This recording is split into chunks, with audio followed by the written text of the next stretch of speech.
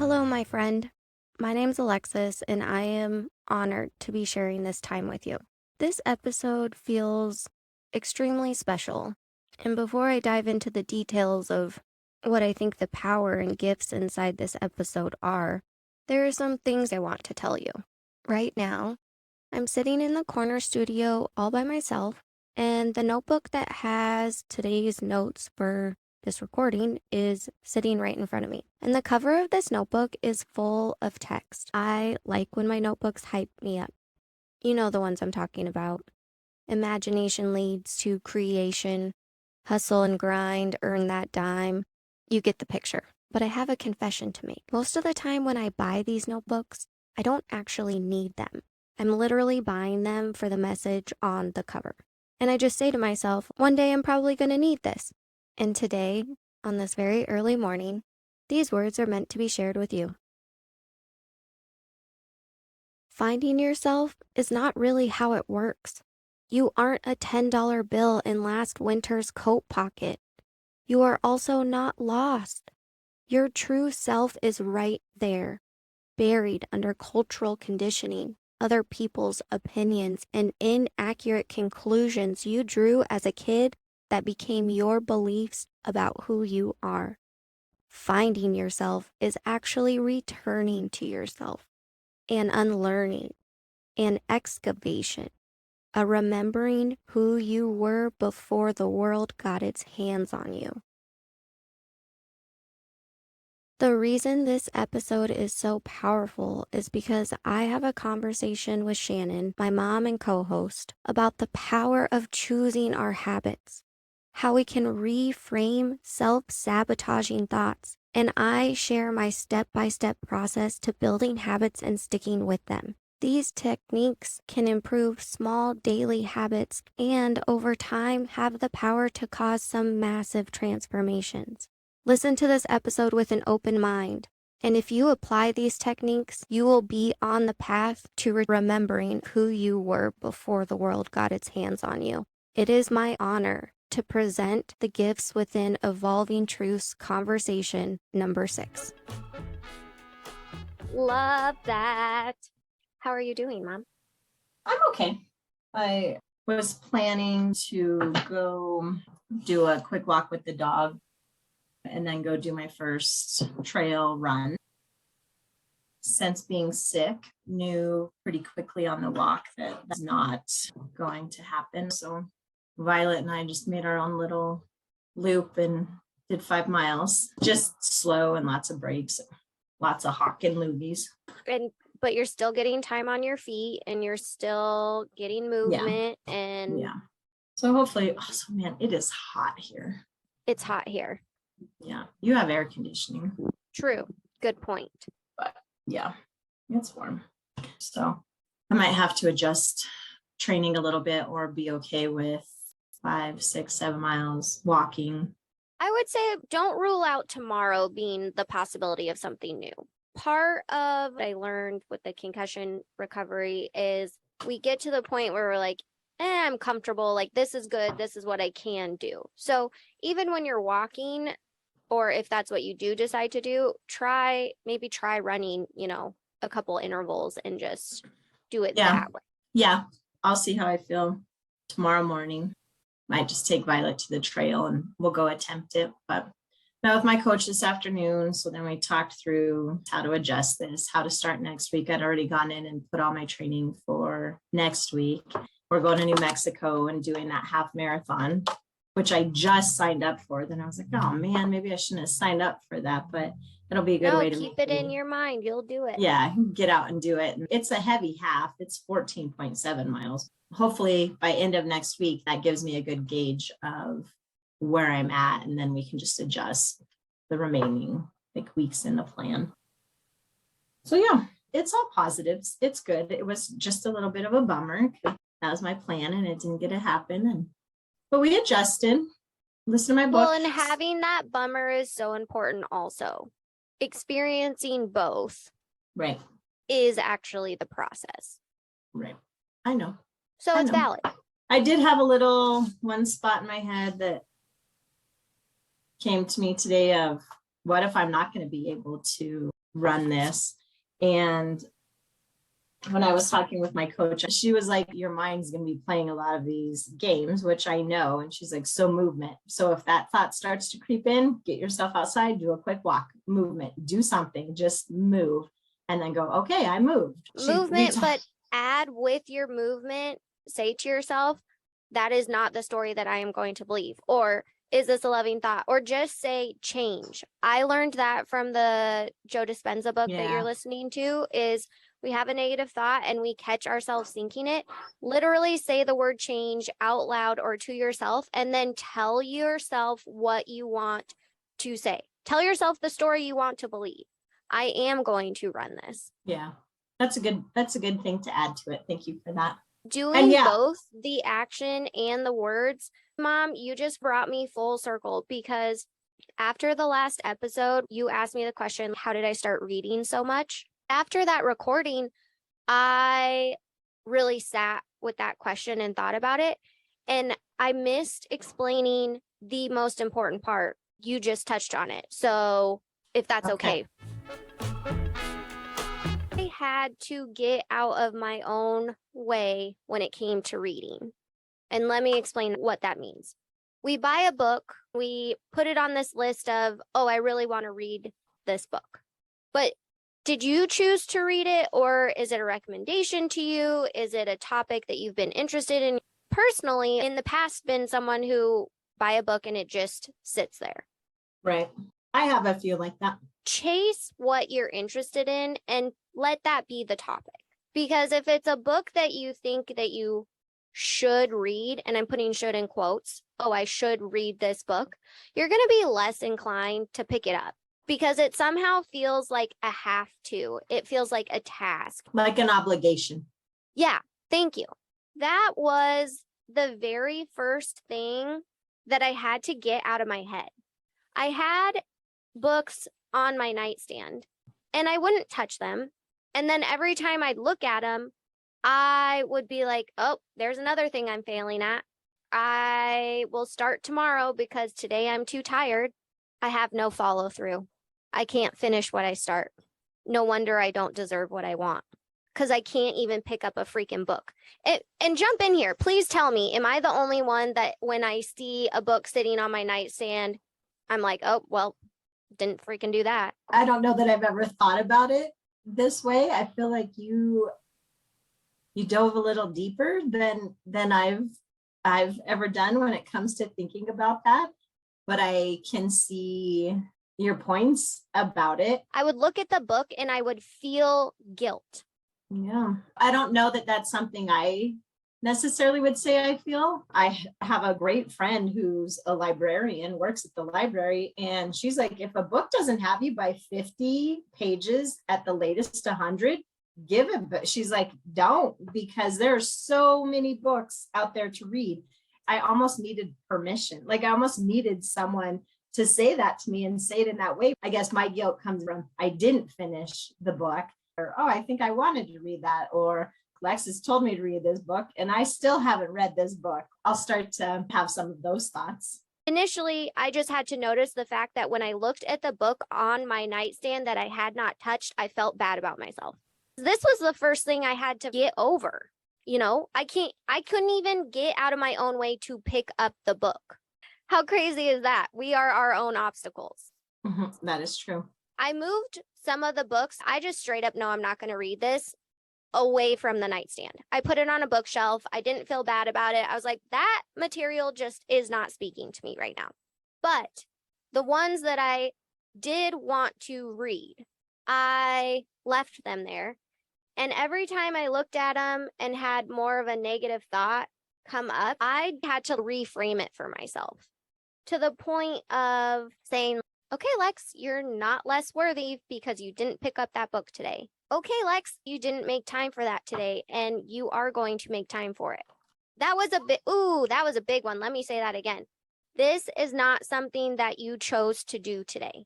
Oh, yeah, I like that reframe. I have used that so much. I'm telling myself I chose not to, and then it means the next time that I have an opportunity to choose, I can choose to do it or not do it and be aware that I'm making a choice. Right. And then let me tell you what happened after this. Okay. This is where I started to see the magic of changing my mindset towards reading happen. I would walk up to my nightstand, look at it, and maybe have the thought, like, oh, I should. And then I would stop myself and I would say to myself, what would a person that reads do? And then I would just magically freaking pick up the book and spend 5 minutes or 10 minutes or 5 pages or 2 pages or one sentence reading it. And that is how I built my habit of reading. And full transparency, I didn't read yesterday. Like, I'm not superhuman here in my habits by any means, but I am working so diligently to install them. And just notice, a habit is a choice. I want to choose to do the things that the person I am trying to be would do. And I'm not only just choosing them, I am then taking the action. Once I posed that question to myself, what would a person that reads do? It was like, great, I'm going to pick up this book instead of turn on Netflix tonight. Or I'd pick up the book for 10 minutes and then give myself Netflix after that, because why can't I have both of the things that I want in life? Valid. You can. Totally. No one had asked me, how are you reading so much? Thanks for that question. I had to remove my limiting negative beliefs about why I was not going to pick up this book. I had to get my own emotional boundary out of the way so that I could become a reader. Yeah. You just laid out really clearly how to think about things in our lives that we want to change or want to adjust. You pose some really good questions that can be applied to anything. In my case, I want to be a person who runs ultras. What would a person who runs ultras do today? I couldn't do what I wanted, so what would I do? Being able to reframe it that way is such a great way of making positive changes in our lives and adjusting things that we want to.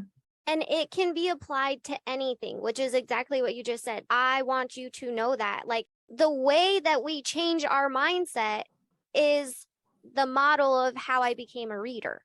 The way we become an ultra runner is becoming an ultra runner and doing the things that the person that would run an ultra would do. Right. And that, to me, is the most exciting part about the human experience. We literally can become anything.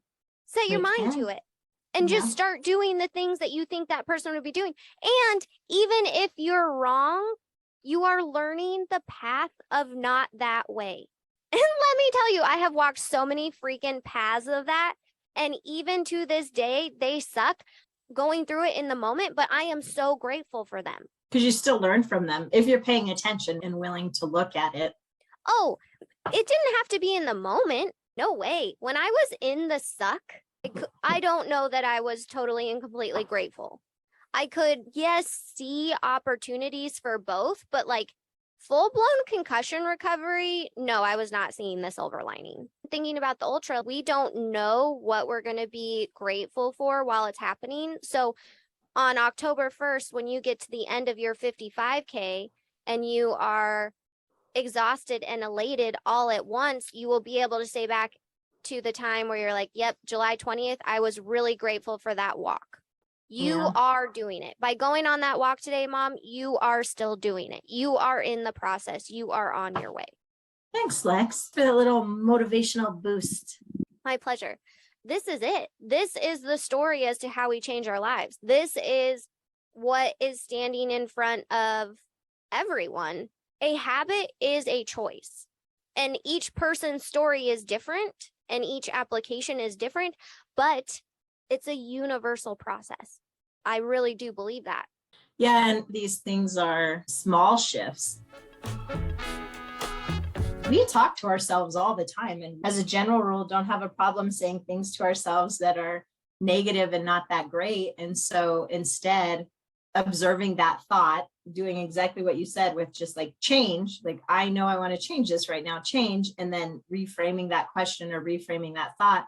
And at first that might sound like a ton of work, and it is work. It does require really being mindful about things and willing to observe ourselves in these situations and take that next step to ask that different question. If we're having a conversation with someone and they make a negative statement, for our friend, we're usually pretty quick to try and help them reframe that, taking that same practice really and putting it in our own lives to the point where it's something that we do just naturally. It just happens. And even to the point where those new thoughts and ones that are leading us more in the direction that we want to go become the thoughts that now occur naturally. They become your new habitual thought process, and it is positive. I have never felt so present in my life, and I believe that it is the fact that I am not criticizing myself every single second of every single day for what I am not doing or for what I have done wrong in the past. And look how much that's opened up for you. I'm grateful that you said these could seem small. Learning the habit to read could seem small.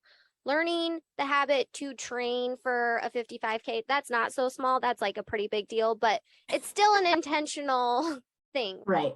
Where I'm going with this is as I applied this technique to small things in my life, reading, emotional boundaries, and the habit of washing my face at night. I am not a nighttime face washer, and I have never been in my entire life for whatever reason. Actually, I can tell you the reasons.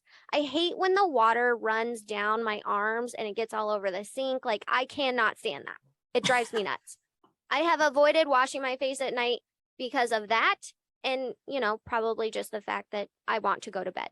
So how about becoming a person who flosses? Ooh, yes, that is such a good one. That is such a good one. I have done other small things in my life. I know that I want to live presently. And here's a crazy one, Mom. I want you to try this. It is going to blow your mind. The next time you brush your teeth, try to just stand in front of the mirror and not do anything other than brush your teeth. Okay. Now, I have an electric toothbrush. It goes for 2 minutes. It is a perfect timing. You will be amazed at how challenging it is. Yeah. And I mean, usually I you're walk around turning there, off lights. Yep. And then as you're standing there, and you don't have to look at yourself, like you don't have to be staring yourself in the eye, but as you're doing it, your body will physically turn to walk out of the bathroom and you will just go. Right. So keeping your feet planted there while you brush your teeth, try that and let me know. Okay. I'll try that. Sometimes when I'm brushing my teeth, though, full disclosure, I am practicing my belly dancing moves because it's a good spot to do it. I could see that, but do you understand that I'm trying to help us be more present, right? So applying these small techniques, these small changes to things internally, this is where it goes to the next level. I was building steam, and then I started to do it without realizing it. And even though there's ebbs and flows, right? Like there's days that I don't read. And full transparency, last night I didn't wash my face either, but I guarantee today I'm going to. Each time there's going to be an ebb and flow. But once I started doing them in these small areas, it got bigger and bigger and bigger. And now I am in a new state. I am in a new career. I am doing these podcasts with you. I am coaching others. I am public speaking. I am writing. And it came from these little installations of habits. The ones that don't seem to matter. Momentum. I think we've used that word a few times. And when you do these little things for yourself, it does build like a snowball going down, or putting a penny in a piggy bank every single day. After a while, those pennies are going to add up. I think it's been a really fun conversation and probably something that we can leave with people to think about in their life. Message us, let us know. What would you say? I want to be a person who ... I'd love to hear that. How about you? Yes, please. I want to know, please try the toothbrushing thing. Please try any other times of presence. Please tell us who you want to be and what would that person go do. Let us know.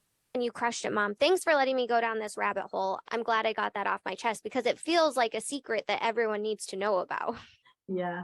I like that you say secret, yet it's something that seems so practical. There's small steps. They're little things that you can do that then when you put them one on top of the other, I think actually, I haven't read it, but I feel like I have one. I read something today and it said, you want to go from A to Z, but you can't get from A to B. Yeah. Wow. Isn't that true? How powerful is that? Yeah. So on that note, we'll see you next week for another conversation. Have a great week. Thank you for listening to the message of this episode. Habits are a choice, and dedicated practice of the mindset techniques in this episode will lead you to realizing two things. The first is that the simple things in life are the most extraordinary. And second, you are capable at any time of doing what you dream of. We would love to support you as you begin to form new habits in your own life. Go to evolvingtruthspodcast.com and fill out the Connect Through Conversation form and let us know what habit you want to build and the action you will commit to doing. Thank you for your valuable time. Please share the messages of this episode with anyone that could use some encouragement. We get what we give. If my mom and I are totally your cup of tea, please follow the show and leave a 5-star rating and review. We are excited to be back next week. But until then, remember, life is beautiful and we are witness to its magic. Have a good one. You are listening to the Evolving Truths podcast, produced and edited by Alexus Lopez, associate producer Shannon Day, recorded from the Corner Studio in conjunction with Alexus Rae Enterprises. The artwork for this project was created by Julie B. Salazar and is entitled Celebration from the Inner Landscape print series. For more information about Shannon and Alexus and to find ways to connect to this community, visit evolvingtruthspodcast.com.